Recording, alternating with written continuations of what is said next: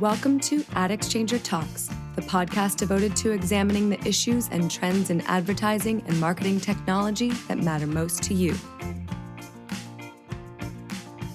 This episode is sponsored by mParticle. mParticle believes that better data results in better decisions and better outcomes.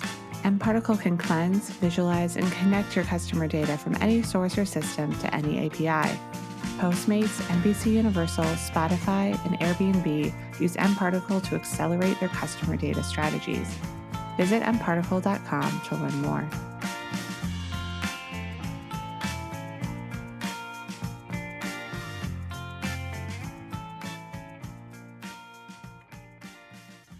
Necessity is the mother of invention. I'm Allison Schiff. This is Ad Exchanger Talks, and this week on the podcast, we have Regina Yee, CEO and co-founder of Topsort, a startup that helps vendors, smaller retailers, and marketplaces launch auction-based ads on their sites through an API. The inspiration for Topsort started to percolate when Regina was in college. She'd come up with a cool idea for an e-commerce brand. She launched it, became a Shopify seller, and then realized she also sort of needed a PhD in performance advertising to try and understand how ads worked on Amazon and Facebook, both a necessity for a new small brand. She spent, or rather burned, a bunch of the crowdfunding money she'd raised for her product just trying to figure it all out. Topsort just raised $8 million in seed funding in March, and now the company is valued at more than $110 million. Guys, everything is going to be a media network soon. Let's talk about it. Hey, Regina, welcome to the podcast. Thanks for having me. Great to be here. So I think we should start with your background. You were an entrepreneur and a Shopify seller in college, and we are going to talk about that because that experience helped inspire your new company, Topsort. But first, I want to go even further back than that. So you have degrees in liberal arts and philosophy and computer science and data science, I believe. So it's very right brain and left brain Yes. going on right there. And I'm just going to read this quote from the education section on your LinkedIn page. Skipped 2 years of high school, started college at 16 to read lots of old books. Which is, you went all the way back. Yeah. I did. And that's a pretty accurate summary of the college experience, except the skipping 2 years of high school part. So what was it like being, a 16-year-old college freshman? Honestly, it was kind of awesome. It really felt like, when you're underage and you sneak into an adult party or a college party when you're supposed to be in high school. And I felt like that was just like the extended experience of my first 2 years in college. It was great. So I went to a pretty, I would say, like rigorous boarding school. It's Episcopalian down in the South in Virginia. And the culture is just completely different. It's like very strict. They have lights out and things like that. And it's just very different from like my own upbringing, where I was like very free in many ways. And then kind of going to New Mexico, going to St. John's, studying philosophy at such a young age was just like so fun. And I really felt like it was a very freeing experience to just read a lot of books and interact with people who are super intellectual and really get that like right brain, right side of my brain experience. Like it was great. Yeah. All happy memories looking back. What activated the left side of your brain? The computer science part? Yeah. Yeah, so it's a little bit back and forth. I've always been really interested in engineering, numbers, machines, and I actually thought about just majoring in math alone and like theoretical math. And what I ended up settling for something that's a little bit more practical. But the reason I did the 2 years of philosophy and liberal arts is really because I wanted to have something that's a bit of a foundation in between. I really have always been very interested in business, entrepreneurship, and I knew myself back then if I were to just start straight up with a computer science degree, I would not have the chance to read all those really fascinating books. At St. John's, they would start like the curriculum is set where first year, freshman year, you read everything ancient Greek, like Plato, Aristotle, and it's just like such a rare opportunity, even though like there are all these things that you can study and major in college. I thought just having 1 year or 2 years to really read up on those old books and learn the foundational pieces of sort of like literature and philosophy was such a luxury that I really didn't want to miss out on. And that's kind of a deliberate choice to have that as a buffer before going into more of a STEM and tech fields. And going into STEM and tech, it's not a bad idea to have a background in and a deep understanding of ethics. I mean, I think it's important to have both of those things in mind, ethics and data science together, if you're going to pursue the latter. Yeah, that's a really great point. So I think philosophy really gives you sort of like the fishing rods in a way where it gave me a lot of frameworks to think, and you sort of see these like really, really old stories and fables and see sort of the patterns of human behaviors in the past few thousand years. And I really loved reading the Greek tragedies where you just learn so much about sort of how heroes begin their journey, how they rise, how they fall. And I think it just gives you like a really good background understanding of humans and culture, and that still I feel like I really get value out of all those books that I read from college now every day and thinking through business problems. And one of the things that we do differently at Topsort is really going from, we like to call it first principle. It's a bit more of a buzzword these days, but it really is just like, how can we strip away the layers of noises and really look at the core problems from the first principle? And I think philosophy definitely gave me a different set of tools to approach those problems. And while you were in college, this was back in 2016, right? Yes. Um, so you founded an e-commerce brand called Zerui. Am I pronouncing that That was correctly? actually super close. Yeah, Zere is how you Zerui. say it. Okay. Yeah. So it's a really cool idea. It's this reusable magnetic travel toiletry case, just to explain for our listeners. It's a very simple idea, but like very useful. So you get a bunch of these leak-proof travel-size bottles and this neat little kit with a magnet on it, and you have room for things like Q-tips and jewelry and cotton pads and whatever you need. So where did the inspiration come to create that? And then talk to me a little bit about the pain of actually trying to sell it once you had created this idea and brought it to life. Yeah, so it was a very long process. And I would say I really didn't know much about how to start a business or just how to create a product back then. And I picked even harder. I think just physical goods and hardware products are really much more difficult than software products now looking back.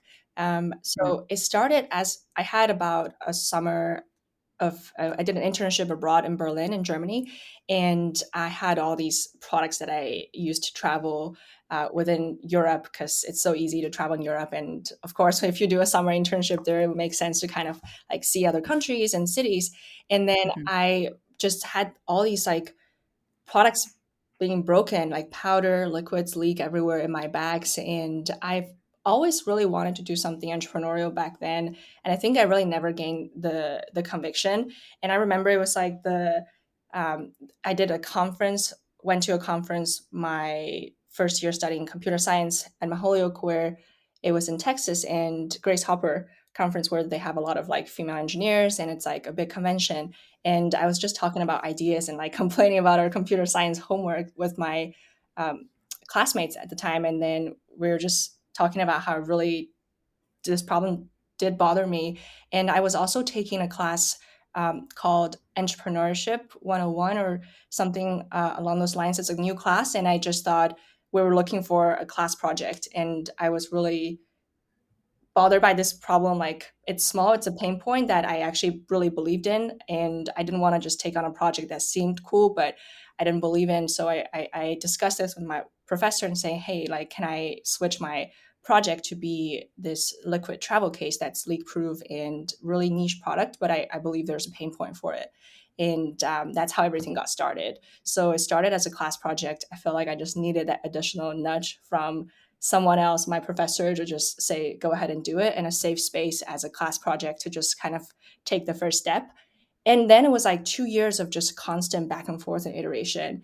I did a lot of 3D printed prototypes. I learned how to do 3D programming myself and built the models, stayed up weekends, nights at the lab. We had a lab on campus where there were two printers, 3D printers, and I would print the prototypes where I would glue them together. It was super clumsy. And I would ask like people, what do you think about this size? What do you think about this color? And what do you think about this design? Imagine if it's not this like flimsy and it's actually like super durable, and ask a ton of questions that way. That was probably my first time really learning to build a product and just getting like real feedback. And then after about like 8 or even 10 iterations, we finally got this model that looked really nice. It took me a while, and I did a Kickstarter campaign. So I actually pre sold all the products before things were manufactured, about a year before it was manufactured. It was supposed to be like 6 months. Things just like took way longer than I I'm expected. sure. Yeah. So about a year after college, I was still like, I think the summer after graduation, I moved to Boston. I was calling manufacturers in the middle of the night and really trying to get a first shipment in. And then when I got the first shipment in, I kind of fulfilled the orders that I pre-sold, and then kind of like there were a lot of hiccups there in terms of like the sizes, and just you would get the shipment and it doesn't look right and things like that. And then the rest of the first production. I started listing them on Shopify and Facebook and Amazon. And then I would call a lot of like wholesale marketplaces and just try to get the name out there as much as possible, and really learned a lot about how do you deal with wholesalers, which is a completely different ballgame than DTC on Shopify, on Amazon, and how ads work. And that was kind of when I first got into how advertising on Amazon and Facebook worked. Right. I mean, there's the massive effort you have to put in to just create and sell the product, but then you have to actually get it in front of people and promote it. So and I know that was a big part of the inspiration for Topsort. But what are some of the, I guess, the main challenges facing smaller sellers if they're trying to get exposure, and then they're also trying to be really smart about performance advertising and learn about performance advertising, which some people do as a full-time job. But Yeah. if you're a small seller, you're just getting started, you're doing it on the side, even though it's really essential. Yeah, that's exactly right.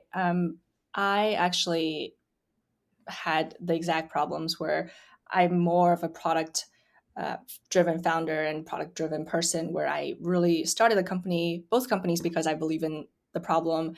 And if I could, I would spend all my time thinking about the production, the supply, and how do I make the product better. And I would spend more time talking to customers and going over user feedback than really learning about advertising.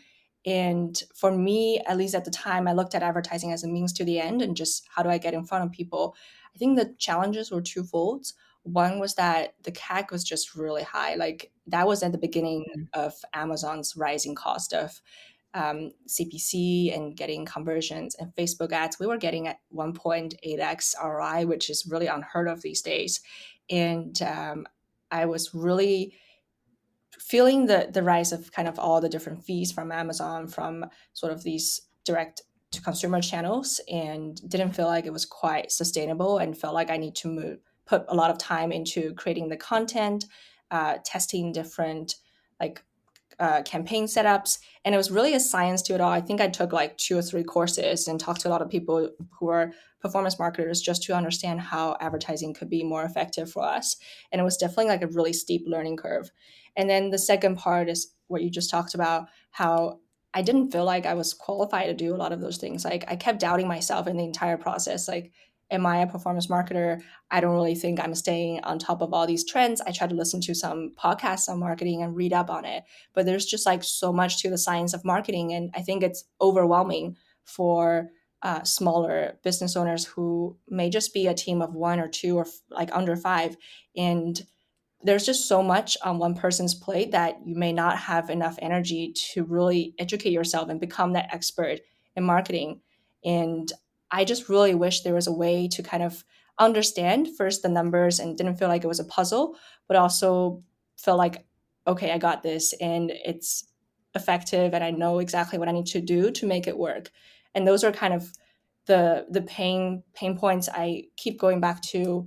Now we're building Topsort as a small vendor, and what life of a small vendor could look like. So what's interesting about Facebook and Google in particular, maybe Amazon as well, is that they really bill themselves as easy to use for small businesses. And to be fair, millions of small businesses use their technology, their ad technology to promote themselves. Yeah. I mean, it's a big part of Facebook's shtick, and Google too. I mean, is that just from your experience as somebody who was really trying to sell a real thing, not just, somebody talking about it in a piece of thought leadership or something? You were in the trenches. I mean, is that just not true or not totally true that, small businesses can just do their thing on Facebook, just plug and play? That's a super big question, and I feel like I can't really speak for all the SMBs out there. But from my standpoint, I think I'm pretty technical. I tried really hard and took like so many courses to understand how these performance marketing tools will work. It was really hard. It was really challenging for me to get it going, and it was definitely not an easy process. I think I had a bunch of failed campaigns, wasted probably a few $1,000s in the beginning just to test things out. And like those things are really meaningful. I think even now, right? But like especially when you're in school, like it's a big amount. A lot of the proceeds from like crowdfunding, I was just really trying hard to get it to work. I think one thing is it's not like you really have a lot of comparisons today as a brand, or at least back then as a brand. I think even now it's the true. It's changing a little bit with the rise of retail media and all the other solutions, but a brand's primary advertising budget goes to the main dominant platforms: Google, Facebook, Amazon. So they really don't have too many competitions out there in terms of the ease of use and things like that. And also, I think in the past few years, at least Facebook, most notably, they have made a lot of changes to their ad product interface to make it a little bit more user friendly for smaller vendors, and especially Instagram and some of the more direct to consumer channels. And it's more like social media and mobile, but it was not easy, at least from my perspective. Like, took a while. And then there's also, I mean, you didn't really have to think about TikTok, but there would be TikTok now. They're kind of spinning up their ad business. If you had launched, your company, a year ago, you would have to also grapple with TikTok. I guess maybe I don't know if you did anything on Snap, but there is just a lot. I mean, there are the major platforms like we were just mentioning, but there are also, I don't know if you would call Snap ancillary, but depending on your demographic, like you'd have to learn how to use their technology also. Yeah. Yeah. Actually, I really like TikTok's interface. I think TikTok's ad product is probably the easiest to onboard. But still, yeah, like it would be, I can't imagine what the environment is like today if I were to start the brand again, because I think just the options and the set of tools you have to learn is way more. And the cost of getting a click or getting an impression on these platforms is just way higher. And a thought occurred to me as you were talking about, when you put your head down and really tried to learn, and you're obviously a very smart person who can parse a lot of information and how it was challenging. I feel like part of the challenge is that there's this spectrum of information that's available if you're trying to learn about, performance marketing, for example, where some of it is really high level and then some of it is insanely technical, and there's not a lot of like good stuff in the middle. Yeah, that's actually so true. Yeah. I think I found this one course that was like, I felt like, wow, this is like a hidden gem. I try to explain it in very like layman's language if you're not just learning all the nitty gritties about performance marketing. And yeah, like it was a process for sure. And just one more point to make just before we hit the break. One thing I think is interesting about, um, now I'm going to mispronounce it again, Zerui. Yeah, that was actually really good. Yeah. Thank you. Um, is that you're not investing in it anymore, but people are still finding and buying the case, right? Yes, it's very passive. So I just have a special feeling for this brand, as it's my first creative baby, and really I spent so many sleepless nights and weekends on in college working on it. Just I still keep the Shopify store live, and our developers actually today would go in there to test our Shopify integration, and I still like send orders here and there, drop them off on weekends. It's something that I it holds a special place in my heart. I kind of want to buy one, honestly. So you might see an order come through. I can send you one. Yeah. Thank you. Thanks. So we are going to take a break, and when we're back, we're going to talk about Regina's new startup, Topsort. And Regina, you mentioned just in passing, but we'll talk a little more deeply about the retail media network trend. And I also have a question about Gen Z Okay. because you are one. So Yeah. stick with us.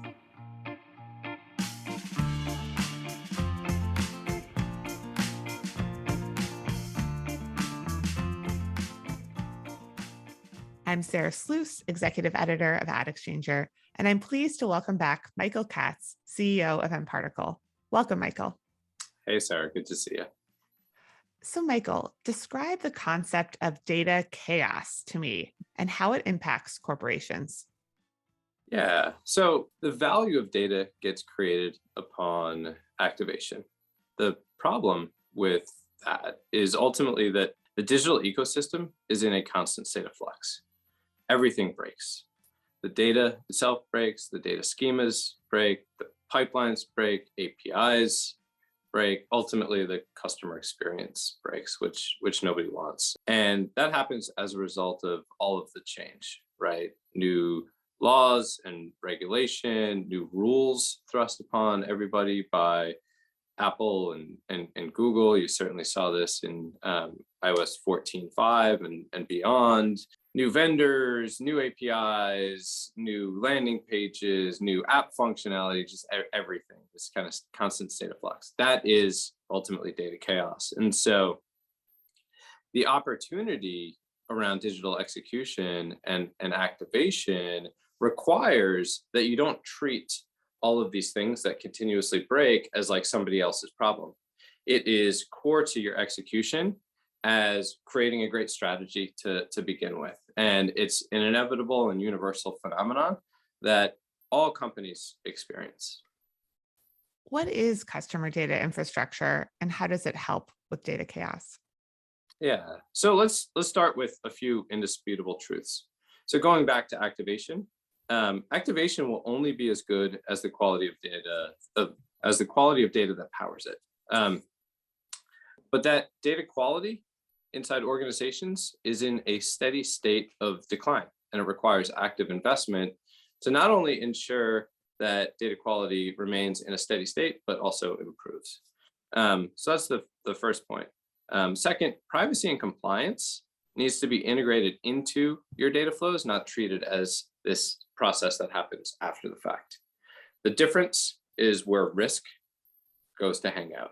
And then lastly, speed matters, right? Marketing in the moments that matter is ultimately the difference between success and failure. And so what is customer data infrastructure? It's a trusted data pipeline that helps you solve for data quality, data governance, and connectivity all in real time. What should people know as they invest in new infrastructure and personalization? Yeah, there's no one size fits all approach. There's a lot of great reference architectures that people like to point to that are nice and symmetrical and they look good, but the map is different than the terrain. Being able to move data from one point to another, one system to another, on paper or technically, isn't necessarily the same as doing it in a way that is highly incorporated into your go-to-market strategies, right? So think through data chaos. Think through what are the things that can break, how do you build resiliency and ultimately maturity into your organization? And don't think about like, well, what's the cleanest kind of architecture? What's the most appropriate architecture to be able to execute your digital strategies and accomplish your goals? Thank you, Michael. Absolutely.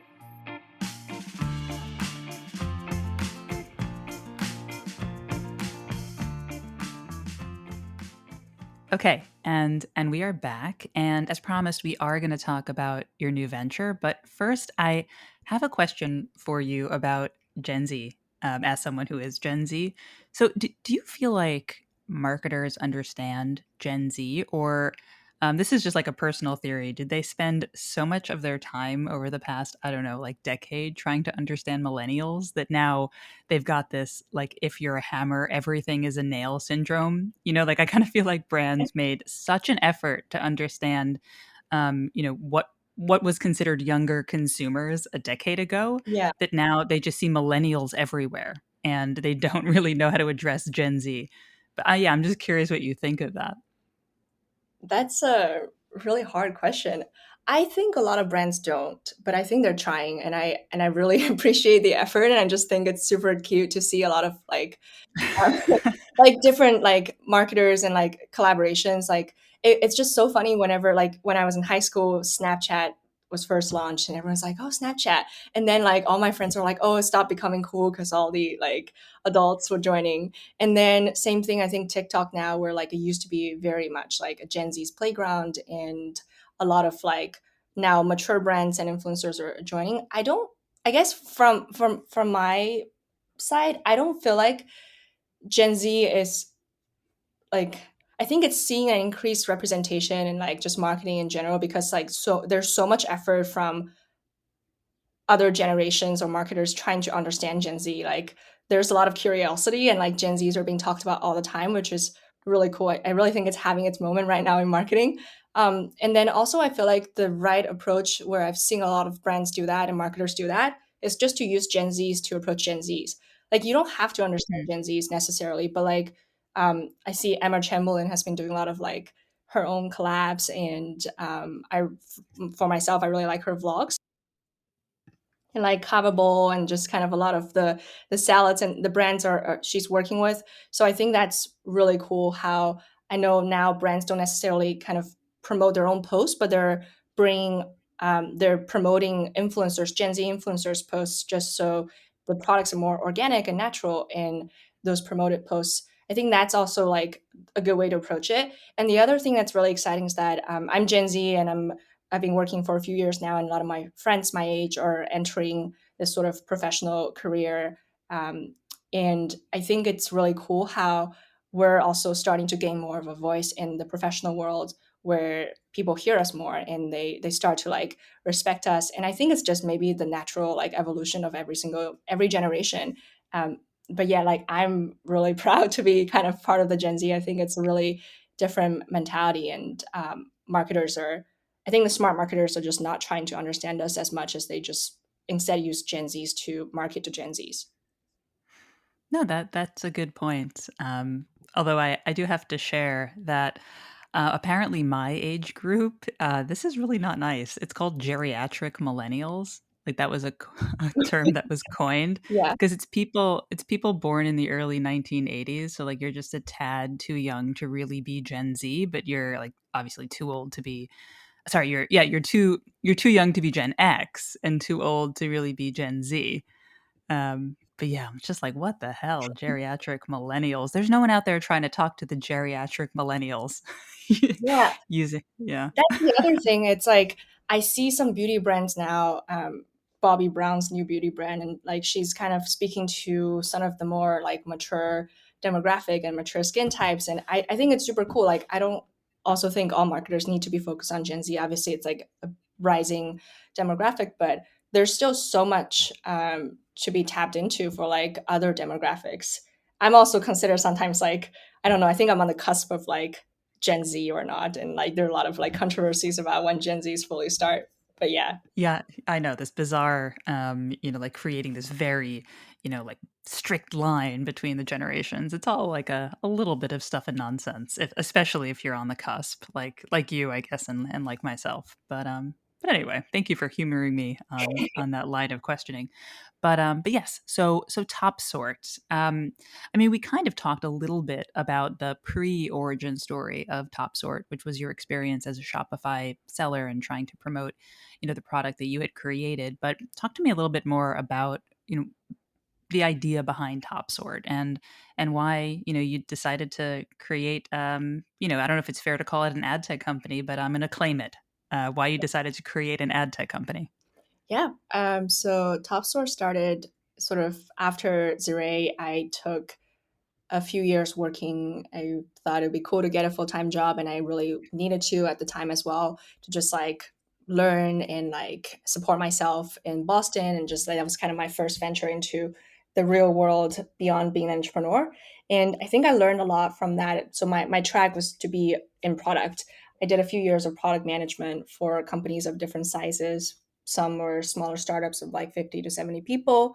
And then the bigger one was like 1,000 or 2,000 people right before they were IPOing and helping with like unifying products after mergers and acquisitions. It definitely like gave me a lot of like perspective into how big companies work and managing stakeholders, whatnot. And then during the pandemic, I joined this events company that was absolutely crazy in the year 2020. And Yeah. yeah, so I joined, that was like when everything was shutting down and all the conferences, big conventions were moving online. So I joined them as the first PM and things were scaling pretty fast for them. So I ended up like hiring everybody on the team, running the product team there, and I that's how I got connected with my co-founders. So one of them was advising that company at the time, and the others just like Michael. So that was Francisco, and then Michael Strofsky, who's a professor at Stanford, and actually this pretty established economist in Silicon Valley. And he, for the past like 15 years, have been working on consulting with companies in Silicon Valley and setting up advertising and native promoted listings. So he has a lot of like domain knowledge on this one subject. And then Francisco, he's a great, brilliant engineering mind. He was previously running engineering at Groupon, and he like also was an entrepreneur that had a few exits. And really, the three of us just got talking, and I think we had a great chemistry where we all kind of recognized like we all agree on this problem, and I think we have like each of us has very different perspective on it. So like Francisco is very much like API, how do we scale this, like it's like infrastructure layer. And then Michael is all like, I've seen in 15 years consulting this, I've seen all kinds of problems and people have like issues, I always have to go in the middle to fix them. Really hope there's something that actually works from the very beginning. And I was just like, I really think a lot of these ad products out there are so complicated. Can we make something from first principle and make it simple? And I think we all like kind of landed on this one idea of making this into an API, an infrastructure for companies that want to launch their own advertising or retail media, and we just act as the engine where everyone can build on top and launch and scale fast. And that was sort of how we stumbled upon this world of retail media or advertising and got into this quote unquote ad tech company that really we started because we wanted to do something different than what's out there. And I want to go into more detail about how the technology works and the offering in a second or right after this. But I am curious about your take on retail media networks and how they're cropping up everywhere and this whole everything is an ad network trend. I mean, Marriott, Ulta, Dollar General, everybody has one, putting aside all the grocers and the pharmacies. So what do you think of all of those, different companies essentially becoming publishers with inventory to sell? Yeah, it's super interesting to just see this acceleration in the adoption, and everyone's like really trying to get into the space. I think it's like it's good in general for sure. Like there's we're seeing more and more companies in the space, and like every time we enter some sort of like selection process where companies are benchmarking us against a few other competitors, we learn about a new competitor, and like we think we already kind of have a good database of like just what's out there, and you always Huh. learn a little bit more. And I think it's in this current phase where it's like everybody is entering, and you have such a wild range of players that are actually technical versus not, and people who are just there for the gold rush or like there because they think it's like the place to be and a buzzword, and people who are like very sophisticated and have like decades of engineering built up. It's it's a mix right now. And then the other thing is also, I think from the conversations with the retailers, what we're seeing is that everyone's really trying to educate themselves on these topics, and we're seeing a lot of talent from the kind of pioneers in the space, like Amazon, Etsy, eBay. A lot of them actually now moving on in their career and Facebook to kind of join other marketplaces, and they're spreading this knowledge within Silicon Valley and beyond in the retail world. And it's really cool to see that. What I think the other thing I've kind of noticed is that not everybody quite understands how to get it fully right. I think there's lots of like speculation, and people have run a lot of experiments, but the knowledge of like exactly all the pieces that you need to get this right is still kind of not quite out there. Like it's still pretty hard to get it right. And I think when people are making those evaluations, it's also like it's almost like you don't really know if it's a successful project, or like what do you test it against, how do you benchmark it. I think we're still at the very early phase of recognizing retail media, but it's definitely a really exciting time when you're seeing like just every day there are all these competitors popping in and like all the players entering, and people have very different approaches here. I've been kind of keeping an eye on the discussions, but also I think for us we're not so deep in a lot of the retail media discussions, but more so on the engineering and the algorithms behind it to sort of see how you optimize every piece at the end, because it's really an optimization problem.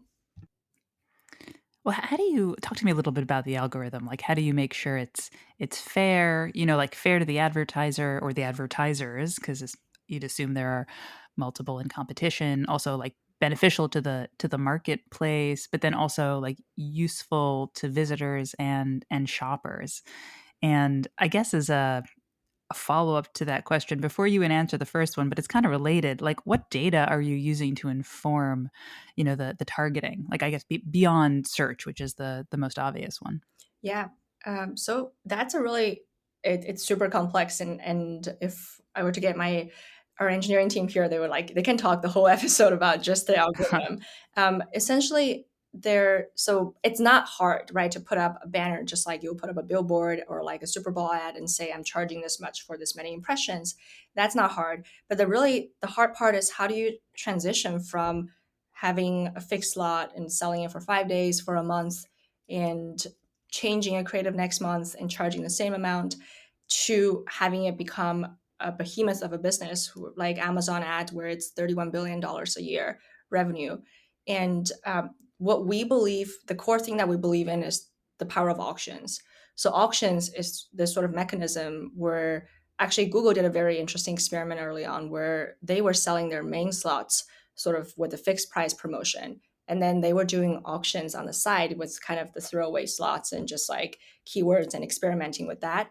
And very quickly, they were seeing that the price of the auction powered ad slots very quickly took over and became way more than what the big brands were paying for the main feed. And that obviously now became the Google AdSense that we all know of. And that Right. just like shows the power of sort of the auctions and how fast it can help you scale and really kick in the competition mechanism. It's almost like a little bit emotional as well, like how you think of Mad Men, where like Pepsi and Coca-Cola would pay different prices to be on top of each other, and that's sort of where we think auction kind of gets you to closer to a true value of what the ad slot could actually be, and really represents the dynamic like inventory and the traffic you would get Tuesday versus like Sunday, for example. So that's kind of the core thing that we believe in. And we do believe that there's like intrinsic fairness to just having an auction based marketplace and mechanism.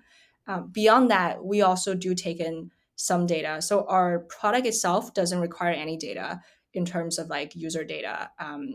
Personal, like it's completely, we don't really take any of the personal data from the users of the platform, but we do ingest certain things, like we can take quality score, for example, of the items, where if it's a restaurant app and you review the one restaurant has like a higher rating, or things like that, those things we take into consideration. And there's a fair amount where people actually customize on their own. Besides our learning models, where we pick up the patterns of quality score on ourselves, we also talk to brands, talk to restaurants, and talk to marketplaces where they would say, okay, we want to make sure new users see different things, and users in like this city see a different ad than users in the other city. So there's a bit that's kind of within our algorithm, and there's the other part where we offer the infrastructure, and the marketplaces, retailers then customize just however they like.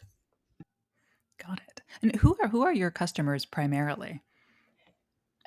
Today, I think it's half and half. We have some retailers in the home improvement industry, a lot of like home decor. I think that was like a big one last year, and pharmacies in Europe. That's a big one as well, with like vitamins and just like health products, wellness products. And then we are also seeing this really quick adoption in the delivery app space.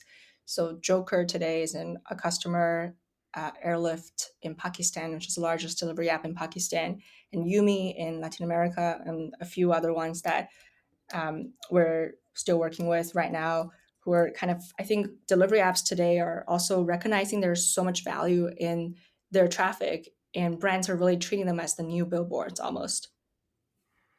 Yeah, there's something kind of nice about this sort of self actualization, where there's this value that a lot of companies have beyond the service they provide, and they're sort of they're just realizing it now.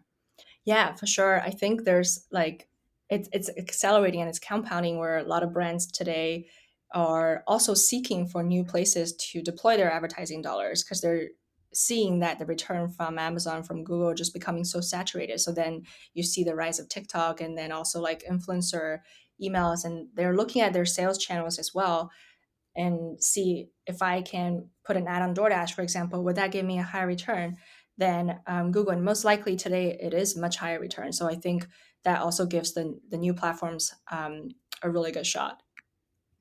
Are you guys getting any questions or like inbound from publishers that are worried about signal loss and like the end of third party cookies in Chrome? And so they're looking for, I don't know, like alternative ways to make money. Is that a trigger for some of the inbound that you're seeing? Yes, definitely. So we're seeing a lot of those, and a lot of companies who are now being pushed for whatever reason to be profitable by the market or by investors. We're seeing more of that as well. And then publishers, I think a lot of people are very worried about the kind of third parties cookies disappearance. But then I think from our side, our current solution tackles quite a bit of that, and I think people, the early adopters, are recognizing that like having native advertising and sort of making it more tied to the product is really a way to bridge the gap with the death of third party cookies. And then I just have my last question, which is not related to the death of third party cookies or sponsored listings. It's more of a personal question. I feel like there just aren't a ton of young female CEOs and entrepreneurs in ad tech and tech in general. So I don't know. Do you have any words of wisdom to share with a young woman trying to get started? Yeah, so much. I have a lot of thoughts on this topic, honestly. I went to a women's college in the last 2 years of my college career, and I really went there partially because I really wanted to just find my voice. I knew that I wanted to be in business, I wanted to be an entrepreneur, and it's very male dominant field. And I think just that gave me so much perspective and courage now because I was in the sort of a very controlled environment where like you have 100% sort of female participants in classrooms, and like I studied computer science where all my classmates, everybody that was in the lab majored was a female student, Mhm. and then working in the tech world where you have like a meeting where it's mostly men, and it's just such but I wouldn't think twice about it, right? I think that gave you a perspective where you just like speak up regardless of sort of the gender norms or what the expectations might be. That has helped me a lot. And if I don't think I, if I may give like some words of kind of my own learnings from the journey, there would be two things. One, just go ahead and do it. I think I tell this to some of our young female, like when I say young, it's really like people around my age or like a few years younger out of school, and they're just starting their career in tech, female employees. And I would tell people on my team that please don't be so shy, like just speak up, or like believe in what you're doing, because I see a lot of them are so talented but they constantly doubt themselves. I think it's not even like, I just wish they would speak up more, and like even like kind of when we're hiring and we see that like male candidates sometimes are just more aggressive or like willing to negotiate more and things like that. So I think like someone needs to tell more like female candidates and employees like just go for what you want, and that's what I tell people on my team all the time. And the other thing I think is just find like good allies. There in the beginning of Topsort, there were a few meetings where um, people would like recognize, would like be like, okay, this is Regina, our CEO, and they wouldn't really acknowledge me. And they would try to talk to Francisco or Michael, and they were super gentleman and really like nice and generous enough to kind of yield the mic and be like, hey, you should talk to Regina about this, and she really makes the call here in this one topic, for example, in that setting. And I think that was just like super kind of them, and really that helps translate and bridge the gap for the audience in a way for them to understand, because I think people just sometimes don't quite have the proxy to understand, or the framework to understand, a very young female leader. So that's the other thing I think has helped me a lot, and really appreciative of both of them for that support. That is excellent advice. So just go ahead and do it, and also let us kill imposter syndrome with fire. Just kill it with fire. It needs to die. Well, Regina, thank you. Thank you.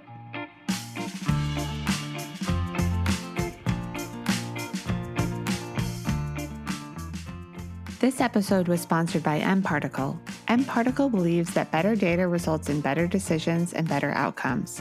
mParticle can cleanse, visualize, and connect your customer data from any source or system to any API. Postmates, NBC Universal, Spotify, and Airbnb use mParticle to accelerate their customer data strategies. Visit mparticle.com to learn more.